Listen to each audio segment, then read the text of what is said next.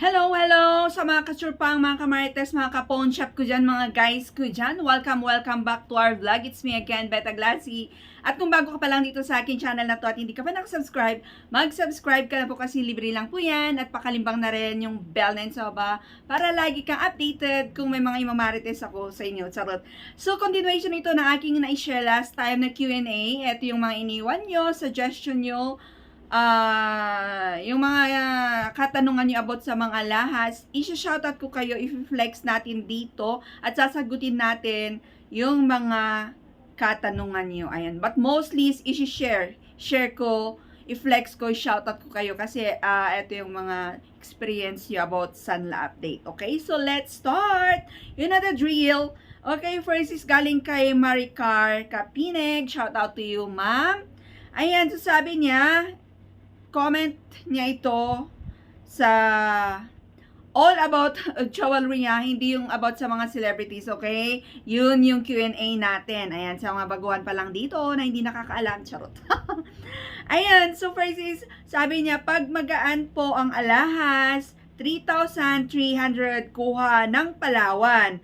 Pero pag mga mabibigat na ay may kumukuha ng 3,000 pesos per gram at 3,270 per gram dito po sa Zambales. Yes, wow, kompleto ang shinare ni Madam Maricar, pati yung location niya.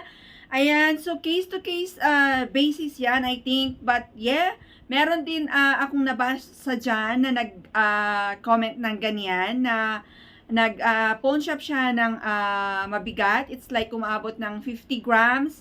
And hindi niya nakuha yung amount or appraisal rate na aking binigay, okay? So, it's like same sa yung sinabi. Pero yung iba naman is kung ano yung standard set price nila, like for example, 18 carats, 3,300 pesos, yun din po talaga yung ibibigay. So, depende yan sa staff, sa appraiser, and sa mga alahas na rin natin, okay? Pero, nangyayari po yan talaga, Ma'am Maricar. Totoo din yan, okay? Na-experience ko din yan. But, not all the time. Ayan. So, depende talaga. Okay. Okay, yeah. So, let's proceed to other comment. Next is galing kay... may follow-up pa rin comment si Ma'am Maricar. Sabi niya, patry po yung mabibigat na last kung same lang kuha dyan at sa ibang lugar. Oh, yes. Abangan nyo po, Ma'am Maricar. Try natin yan. Thanks for watching and sharing your experience. Okay? Next is galing kay Ma'am Sir Aichan. Wow, laging naka-comment pag may sinishare akong Sanla update or Q&A. Ayan, sabi niya, wow, galing naman ng appraiser na yon. Sana lahat ng sanlaan may professional appraiser kasi sayang naman mga lahas na may mga diamonds, ang mahal-mahal ng pagkakabili, tapos pag dinala sa mga pawn shop, walang halaga na. Thank you sa update loads. God bless you po. God bless you too, sir, ma'am. Yes po, comment niya ito sa akin na i-share na Sanla update natin ng gold with diamonds siya. Okay? Kasi bihira po yan talaga. Naikot ko na talaga dito sa aking location. And hindi ko nakukuha talaga yung gaya nung na-i-share ko sa inyo last time na Sanla update ni Sir. Ayun, okay? Na napakataas yung binigay na pinagsanlaan niya ng kanyang sing-sing with diamonds. Okay? Ayun. So, sana all ganon, ano? Ayun. So, comment down below ulit kung kumusta yung mga Sanla update nyo sa mga last yun na may mga bato-bato. Yung mga brilliante talaga, yung mga diamonds. Okay? Next is galing kay Ma'am Nikki Cien. Shout out to you. You're always supporting me. Thank you naman. Bongga. Ayun. So, lagi siya nang nanonood. Ayan. Kung wala man siyang at least nag-iwan siya ng comment niya. Thank you. Ingat kayo lagi. Next is galing kay Jan Senga. Ayun. So, shout out to you, sir, ma'am. Kapag buo ang diamond, like 1 carat or depende sa bato, kapag brilliantitos lang, medyo mababa kuha nila. Yes po, maybe ganyan po.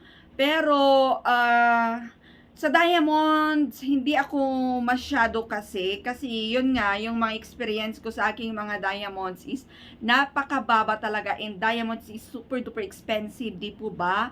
And when it comes to emergency, like yan yung dudukutin mo na dadalhin mo sa pawn shop when you are in need a huge amount is ini-expect mo na makukuha mo yung pinambili mo sa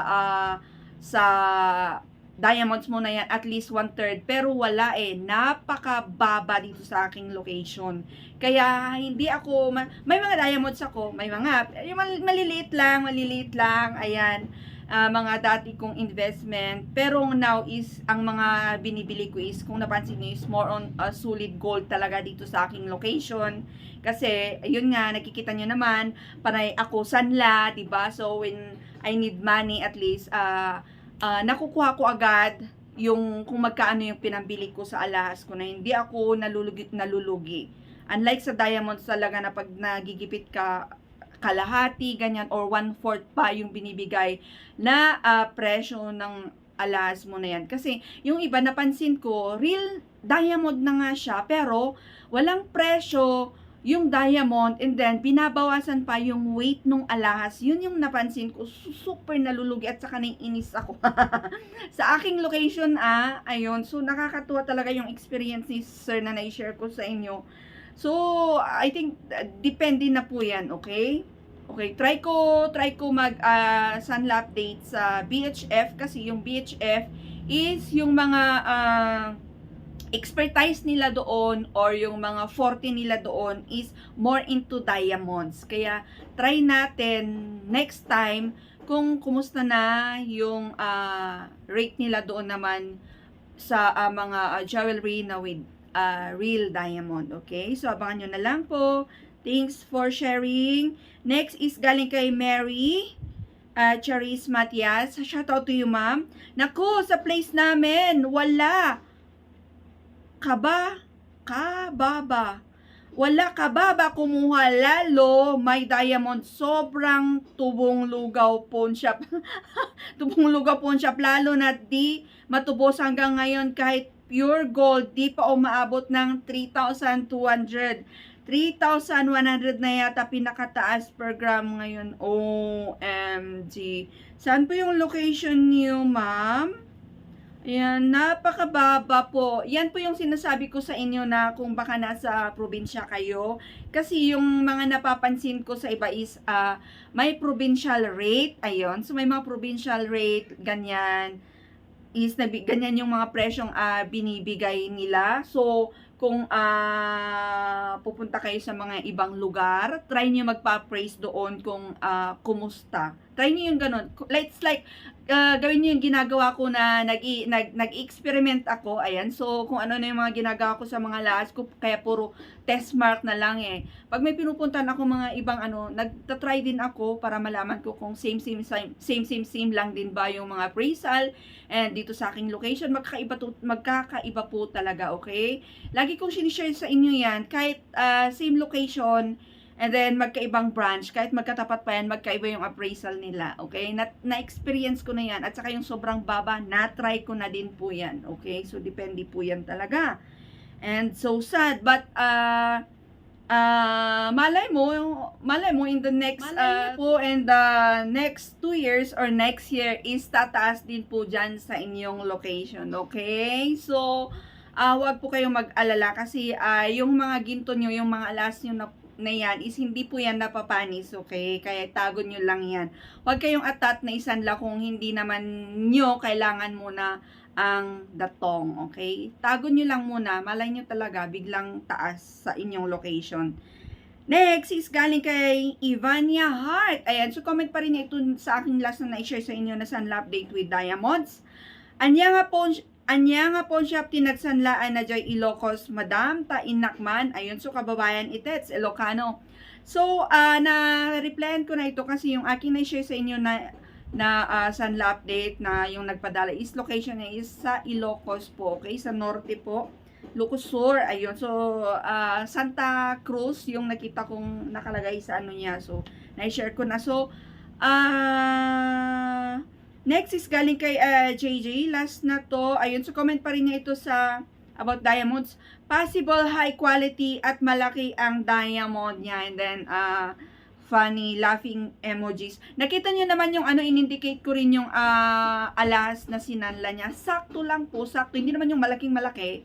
Ayun, so sa resibo naman ni Palawan is ganun lang yung nakalagay. 1 karat, if buo ganun. And then yung mga brillantitos is, which is yung mga maliliit is counted lang. It's like binilang din siya, 20, ganyan. Yan, gaya nung sa akin, 7, ganun. So, yun lang yung naka-specify doon sa resibo ni Palawan. Okay? So, yeah, thanks for watching and sharing yung my experience nyo. You know the drill. Comment down below again para isali natin yan sa next na Q&A. So, that's it for today's vlog. Abangan nyo na lang po yung next ulit kasi may karugtong pa ito kasi in the mood ako magdadadaldal para sa inyo. Charot! Bye-bye! Thanks for watching. Bye-bye. God bless.